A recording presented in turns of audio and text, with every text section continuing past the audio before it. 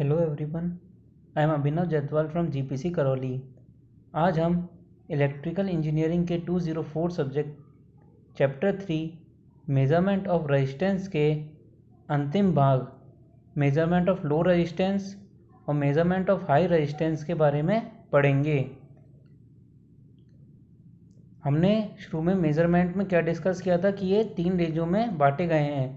पहला है low resistance जो कि 1 ओम तक रहता है, फिर है मीडियम रेजिस्टेंस जो कि 0.1 मेगा ओम तक जिसकी वैल्यू होती है, और हाई रेजिस्टेंस जिसकी 0.1 मेगा ओम से ज़्यादा की वैल्यू रहती है।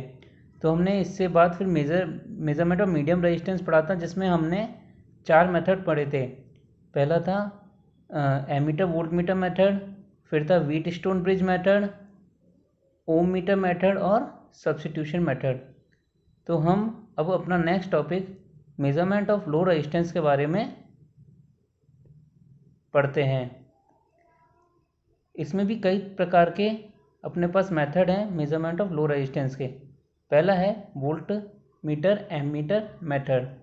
ये मेथड एकदम सेम मीडियम रेजिस्टेंस की तरह रहेगा।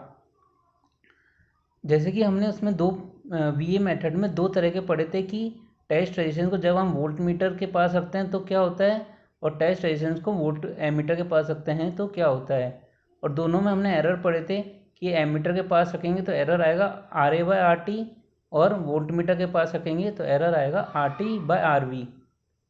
ओके, नेक्स्ट हम पढ़ते हैं मेज़रमेंट ऑफ पोटेंशियोमीटर मेथड।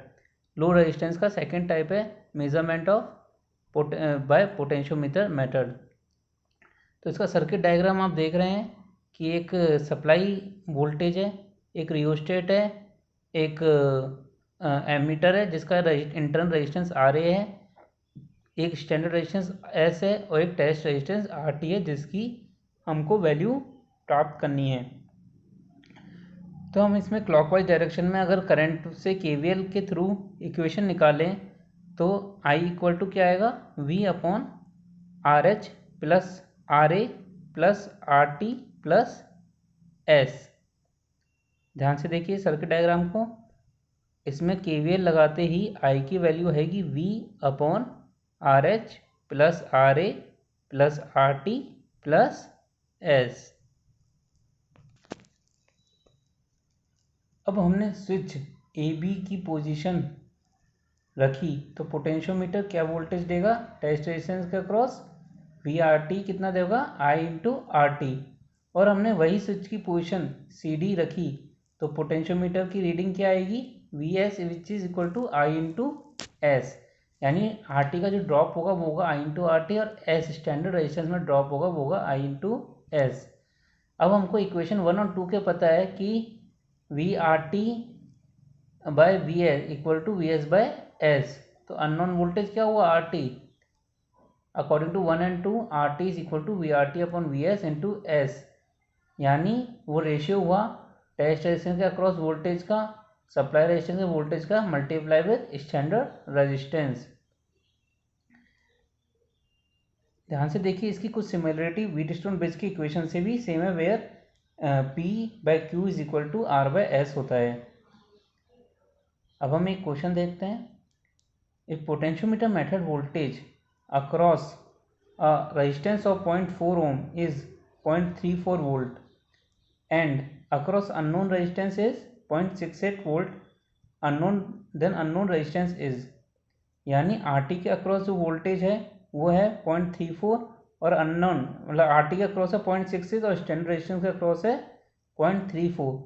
तो हम अबव इक्वेशन RT की इसमें अप्लाई करेंगे जिसमें VRT है 0.004 और S है 0.004, VRT है 0.66 और VS है 0.34। तो हम कैलकुलेट करके वैल्यू निकालेंगे जो कि निकलेगी 0.08 ओम। यानी अननोन रेजिस्टेंस कितना हुआ, 0.08 ओम।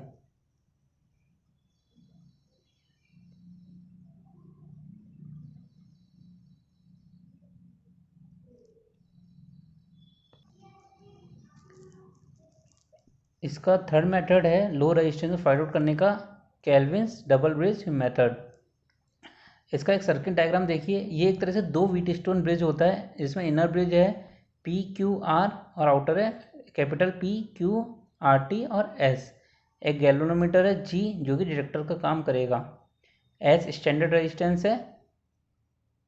ओके, नाउ अब अगर मैं इसमें डेल्टा स्टार कॉम्बिनेशन लगाऊं तो क्या होगा। नीचे वाला सेकंड डायग्राम देखिए आप, इसमें मैंने स्टार डेल्टा कॉम्बिनेशन लगाया है, जिसमें कि XYZ मैंने स्मॉल PQR के अंदर स्टार फॉर्मेशन किया है। यानी XYZ क्या कैलकुलेट होगा, P into Q upon P plus Q plus R, Y होगा P into R upon P plus Q plus R, और Z होगा Q into R upon P plus Q plus R. तो ये unknown resistance होंगे star combination में। PQR अगर delta है तो स्मॉल PQR अगर डेल्टा है तो स्टार कॉम्बिनेशन XYZ क्या होंगे, ये आपके स्क्रीन पर है।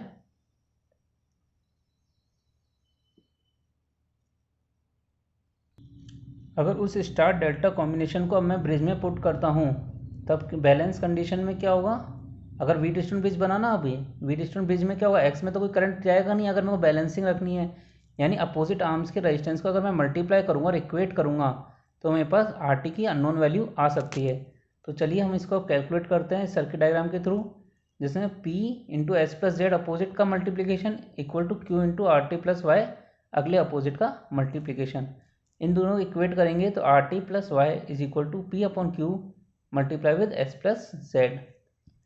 Further we solve it, RT plus P into R upon P plus Q plus R, X Y और जेड की वैल्यू पुट करेंगे तो which is equal to P upon Q into S plus P by Q multiply with Q into R upon P plus Q plus R. ना RT is P upon Q into S plus P by Q into R upon P plus Q plus R minus P into R upon P plus Q plus are. Further unknown resistance RT is P upon Q into S upon plus Q into R upon P plus Q plus R multiply with P by Q minus small P by Q. अगर देखिए, अगर bracket में अगर ये दोनों value same है, यानी capital P by Q is equal to small P by Q, then ये सेम इक्वेशन अपन व्हीटस्टोन ब्रिज के थ्रू भी निकालेंगे। अगर इसको अगर अपन ने सेम माना तो RT क्या होगा P by Q into S. ये वही इक्वेशन है जो व्हीटस्टोन ब्रिज में मैंने कैलकुलेट की थी।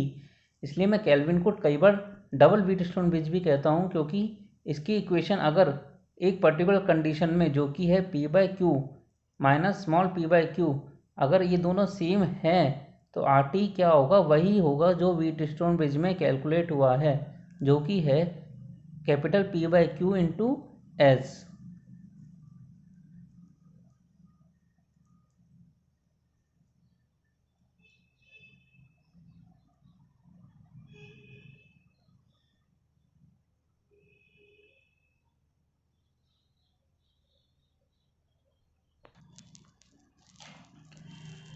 अब हम पढ़ते हैं measurement of high resistance.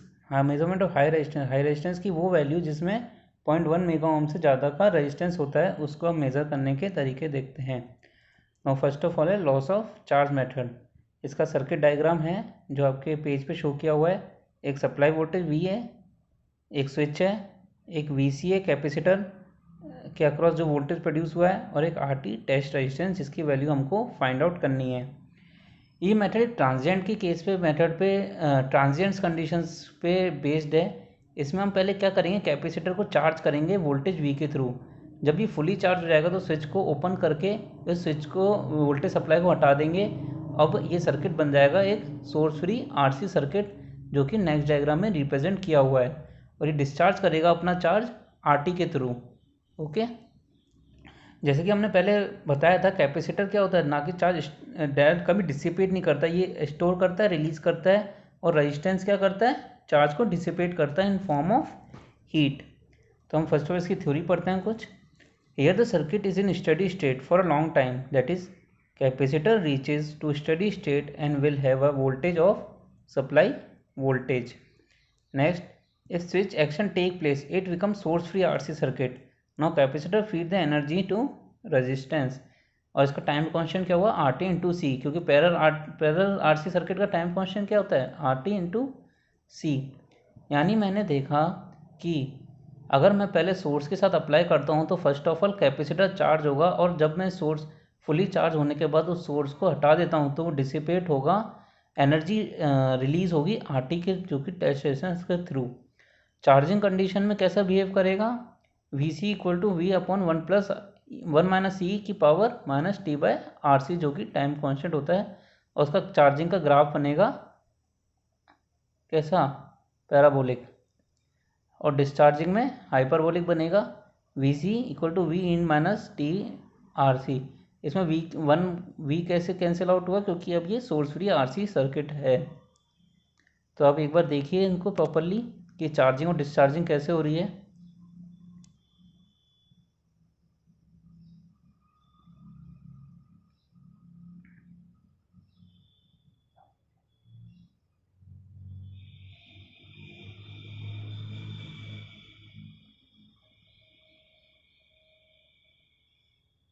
Okay, आगे हम देखते हैं वी सी बाई वी कितना हुआ, ई माइनस टी की पावर आर टी बाय सी, जो कि टाइम कांस्टेंट है। अगर हम इस नेचुरल लैग लगाएंगे तो L N V C by V is equal to minus T R T by C, T by R T by C is equal to L N V by V C, minus sign plus sign का हो जाएगा। Now R T is equal to T upon C L N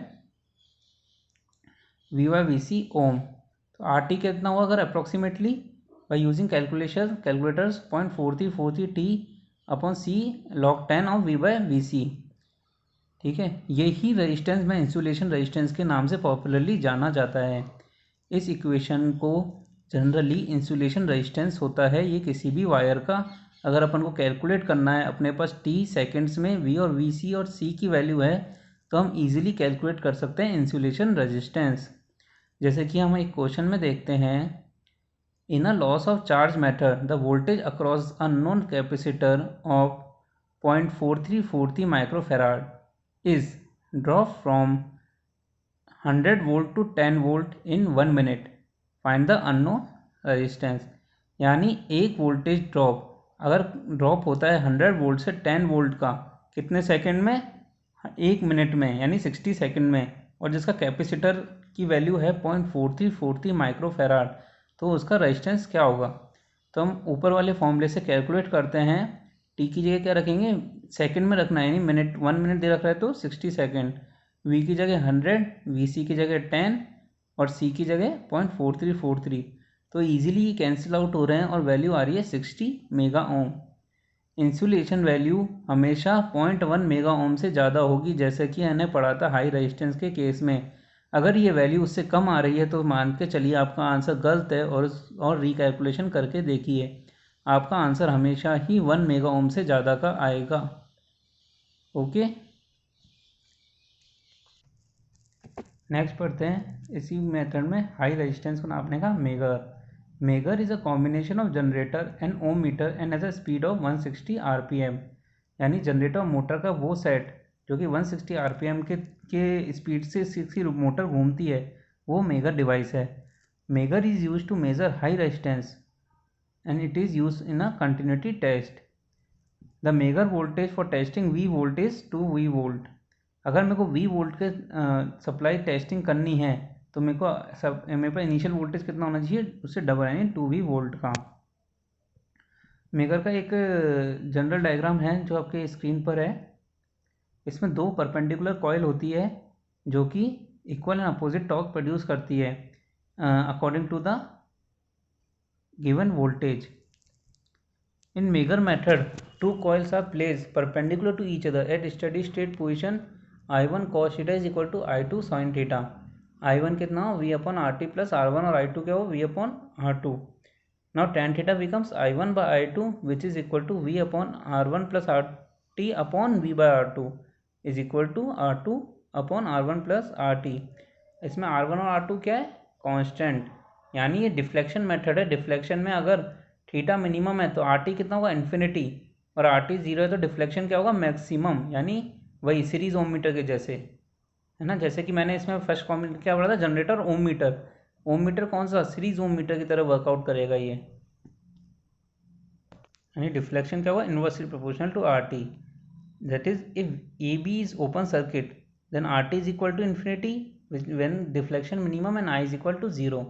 अगर AB short circuit है तो RT 0 हुआ क्योंकि short circuit में resistance कितना होता है 0, current maximum, so deflection is maximum. ये मेगर में एक और होता है ट्रांजिस्टर टाइप मेगर, जो कि इलेक्ट्रॉनिक डिवाइस है। वो क्या था, एक मैकेनिकल डिवाइस की तरह काम करता है। ये एक इलेक्ट्रॉनिक डिवाइसेस हैं जिसमें oscillator, converters, semi converters, power supply cell जैसे इक्विपमेंट, इलेक्ट्रॉनिक इक्विपमेंट यूज़ होंगे। वो मैकेनिकल डिवाइस है, यानी मेरे को पता है उसमें लॉसेस ज़्यादा होंगे और फ्रिक्शन वगैरह इसमें ज़्यादा होगा। इलेक्ट्रॉनिक डिवाइस में ऑफकोर्स ये बेटर होगा काम करने में, तो इसको डिजिटल मेगार भी कह सकता हूँ मैं। ओके, जिसका सर्किट डायग्राम आपके पेज पे है। मेगर के यूज़ क्या होते हैं? Megger can be used in insulation resistance between line to line, insulation resistance test between line to earth and line to line fault testing और कंटिन्यूटी टेस्टिंग के लिए मेगर जनरली काम आता है। एक बार हम क्विक रिवीजन करते हैं। हमने पढ़ा रेजिस्टेंस क्या होते हैं, और रेजिस्टेंस एनर्जी डिसिपेट करते हैं in form of heat. Energy को 3 स्केल पे डिवाइड किया हुआ है, लो रेजिस्टेंस, मीडियम रेजिस्टेंस और हाई रेजिस्टेंस। लो रेजिस्टेंस होता है 1 ओम से कम, मीडियम रेजिस्टेंस होता है 0.1 ओम से 0.1 मेगा ओम तक, और हाई रेजिस्टेंस होता है 0.1 मेगा ओम से ज़्यादा के। लो रेजिस्टेंस को मेज़र करने के हमने 4 मेथड पढ़े थे, ammeter voltmeter method, substitution method, Wheatstone meter method और ओमीटर मेथड। फिर आया लो रेजिस्टेंस, जिसको मेज़र किया हमने वोल्टमीटर एमीटर मेथड के थ्रू, पोटेंशियोमीटर मेथड के थ्रू और केल्विन्स ब्रिज के थ्रू।